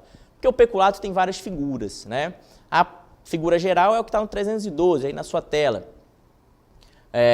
Apropriar-se o funcionário público de dinheiro, valor ou qualquer outro bem móvel, público ou particular, de que tenha posse em razão do cargo ou desvio em proveito próprio ou alheio, reclusão de 2 a 12 anos. Tá? E aí depois nós temos o peculato culposo, o peculato mediante erro de outrem. A gente pode pular o slide. E peculato culposo, aí nós temos, pode passar também, aí temos a concussão, corrupção passiva, está tudo na apostilinha que está aí no seu material, para os senhores já se basearem um pouco melhor. Tá? Antes da gente finalizar, eu tinha esquecido de falar sobre a prescrição, mas ela é bem simples. A prescrição na ação penal, na ação de improbidade, melhor dizendo, a prescrição ela está prevista no artigo 23 da Lei de Improbidade Administrativa, certo? E tem 3 figuras lá. A mais comum é o prazo de 5 anos. Então, por exemplo, um prefeito terminou o mandato do prefeito, depois do término do mandato, se tem 5 anos para ajuizar a ação de improbidade administrativa sob pena de prescrição. Uma coisa importante, Beleza, digamos eu, Edson, sou prefeito de um determinado município, tá? No dia 1º de janeiro de 2022, eu acho, 2023, enfim, no próximo mandato, eu cometo uma improbidade administrativa. 1º de janeiro do meu primeiro mandato. Eu sou reeleito, né? E aí chega no dia 31 de dezembro, 8 anos depois. E aí o Ministério Público ajuiza uma ação de improbidade. Chamou um advogado e falou, opa, vamos alegar prescrição. Eu estou correto? Não. Por quê? Porque o STJ entende que esse prazo de 5 anos, quando o agente ímprobo ele exerce um mandato eletivo, esse prazo de 5 anos ele só começa a computar a partir do término do último mandato. Então, se o prefeito cometeu uma improbidade no seu primeiro mandato e foi reeleito imediatamente, conta 5 anos após o término do último mandato desse prefeito. Agora, se o prefeito, por exemplo, foi um vereador, cometeu ato de improbidade, depois ele se candidatou e foi eleito a prefeito, aí o prazo de 5 anos se computa com o término do mandato de vereador, porque a improbidade foi quando ele era vereador e não quando prefeito. Tá? Essa questão da reeleição é só se for para o mesmo cargo e imediatamente, né? Não é que ele seja reeleito depois de outro mandato. Perfeito? Prazo de 5 anos. No caso de servidor efetivo, se aplica o prazo prescricional que está previsto na lei para as faltas funcionais sancionadas com demissão. Então, por exemplo, a 8.112, que é do Servidor Público Federal, nós temos uma lei, e eu acredito que também seja o mesmo prazo de 5 anos, a lei estadual. A prescrição de uma ação de improbidade administrativa é de 5 anos após a prática do ato, no caso de servidor efetivo, porque se aplica o prazo prescricional do processo administrativo, do PAD, para fins de demissão a bem do serviço. Tá? Outra coisa interessante em relação à prescrição é quando o ato ímprobo ele também é crime, certo? Então, por exemplo, um prefeito pratica um crime de peculato, ele desvia dinheiro da conta da prefeitura. Ele praticou um crime de peculato, além do ato de improbidade administrativa. Para o STF, independentemente de investigação criminal, nesse caso se aplica a prescrição do Código Penal. Então, no caso de um crime de peculato, 2 a 12 anos, salvo engano, crime de corrupção, 2 a 12 anos, o prazo prescricional previsto no artigo 109 do Código Penal é de 20 anos. Então, o Ministério Público ou o município terá o prazo de 20 anos para ajuizar a ação de improbidade. Agora, no STJ vigora o entendimento de que só se aplica a prescrição penal se tiver uma ação penal em curso. Então, mesmo que esse prefeito tenha cometido um ato que é improbidade e também crime, só se aplicará a prescrição penal na ação de improbidade administrativa se tiver uma ação penal em curso. Tá? Esse é o entendimento que o nosso tribunal adota, que o STJ adota. O STF tem esse entendimento um pouco mais rigoroso, mas não é um entendimento consolidado daquela corte superior. Certo? Então, eu recomendo os senhores a adotarem esse último passo aí do STJ, que eu acredito que seja a jurisprudência que se consolidará daqui para frente. Tá certo? Senhores, eu quero agradecer imensamente a presença de todos, tá? Peço desculpas pelo tempo, agradeço a paciência, peço desculpas também se não fui, se a expectativa aí gerada não se consolidou, se eu deixei de falar alguma coisa que os senhores tinham interesse em ouvir, peço desculpas, mas vou deixar aqui meu e-mail, eu vou deixar meu e-mail pessoal, porque a nossa caixa do TJ ela é muito pequena, né? Então, rapidinho ela já fica cheia. O meu e-mail pessoal é rosasneto@gmail.com. Rosas no plural, né? rosasneto@gmail.com. Podem me mandar perguntas, sugestões, críticas, eu aceito numa boa. Na verdade, eu até peço que os senhores me encaminhem sugestões, críticas e também perguntas, para a gente bater um papo, trocar uma ideia bem interessante sobre a improbidade administrativa, sobre a Meta 4. Nós temos aí, então, 13 minutos para as perguntas ao vivo, quem quiser fazer alguma coisa. Vamos lá. Lá de Rio Preto da Eva, não é isso? Nossa Senhora, Rio Preto da Eva tenho até saudade de Rio Preto da Eva. Um grande abraço aí para o Jander, o pessoal todo. Rio Preto da Eva é sensacional. Bom dia, meu querido. Quando há interposição de agravo, é importante que se dê continuidade às outras fases do procedimento para fins de celeridade? Ou é interessante que se aguarde a decisão do agravo? Muito boa sua pergunta. Saudações aí de Rio Preto. Grande abraço. Bom, o agravo de instrumento vai depender muito do objeto do agravo de instrumento. Se o agravo de instrumento dizer respeito apenas a liminar a indisponibilidade, você pode dar continuidade, sem problema nenhum, à ação. Agora, se o agravo diz respeito à própria continuidade, o juiz aceitou, recebeu a inicial e a defesa agrava desse recebimento da inicial, aí não tem como a gente dar continuidade, porque a discussão é justamente sobre a continuidade da demanda. Então, vai depender muito do objeto. Se for só em relação a liminar, pode dar continuidade sem problema nenhum, senão a gente não acaba o processo, certo? Muito obrigado aí mais uma vez, um grande abraço a todos. Lábrea, não tive a oportunidade de conhecer, mas tenho curiosidade. Bom dia. Com relação à competência de foro para julgar as ações de improbidade administrativa, elas podem ser julgadas pela Justiça Estadual ou são apenas da competência da Justiça Federal? Bom, muito boa sua pergunta também. Se, por exemplo, o juiz estadual entende que é competência da Justiça Federal, aí quem tem a competência para julgar isso é o nosso colega da Justiça Federal. Então vamos lá, o juiz entendeu que a competência é federal, encaminha os autos à Justiça Federal para apreciação acerca da competência. E aí o colega lá da Justiça Federal vai dizer, não, realmente é da Justiça Federal, eu sou competente. Se não, ele vai dizer, não, a competência é da Justiça Estadual, vai devolver para você. Se o juiz, o colega da Justiça Estadual entender que não, que se ele mantiver, não, negativo, é da Justiça Federal, aí ele suscita o conflito ao STJ e aí a discussão já é em outra esfera. Perfeito? Mas, a princípio, quem tem que decidir é o juiz federal. Tá? A gente só encaminha para o TRF, para o juiz federal, e ele aprecia essa competência. Muito obrigado, pessoal de Lábrea. Tapauá também, quero conhecer o dia. Bom dia. No caso de um prefeito cometer crime de improbidade administrativa, e aí eu até chamo a atenção, o crime não é de improbidade administrativa. Improbidade administrativa tem natureza civil, não é crime, tá? É prática de improbidade administrativa. O crime pode ser de responsabilidade, enfim, o crime é outra coisa, mas a improbidade não é crime. Beleza, o início do seu mandato. Não se reelege, porém 4 anos depois ele se elege novamente como prefeito. O crime do primeiro mandato prescreve? Sim. A reeleição é só se for imediatamente após o primeiro mandato. Então, por exemplo, eu sou prefeito e ganho a eleição, certo? Aí, na próxima eleição, eu sou reeleito.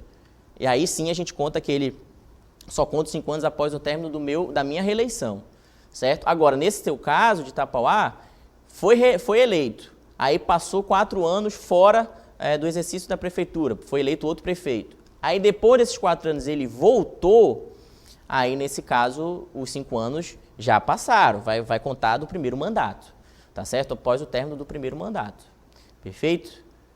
Alguma outra pergunta? Nós temos aí 9 minutos ainda. Sem perguntas? Bom, meus queridos, não quero cansá-los, eu sei que a gente tinha muito mais coisa para falar, para apreciar, mas, como eu falei, vou receber com muito agrado qualquer pergunta aí no e-mail, vou repetir, rosasneto@gmail.com, no plural. Meu nome é Edson Rosa, vocês podem procurar aí nas redes sociais para a gente comentar sobre a improbidade administrativa. Quero agradecer mais uma vez a minha queridíssima amiga Nayara e parabenizá-la por esse projeto. Nayara sempre foi uma sumidade desde a época da faculdade, continua sendo aí na carreira.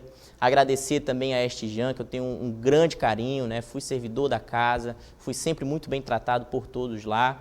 Peço desculpas por não ter, talvez, conseguido falar tudo, mas fico sempre à disposição, venho aqui de bom grado, com certeza, tá certo? Muito obrigado a todos, fiquem com Deus, um ótimo dia e a gente se encontra dia 15 de março para falar sobre a Meta 6. Um grande abraço, tenham todos um excelente final de semana.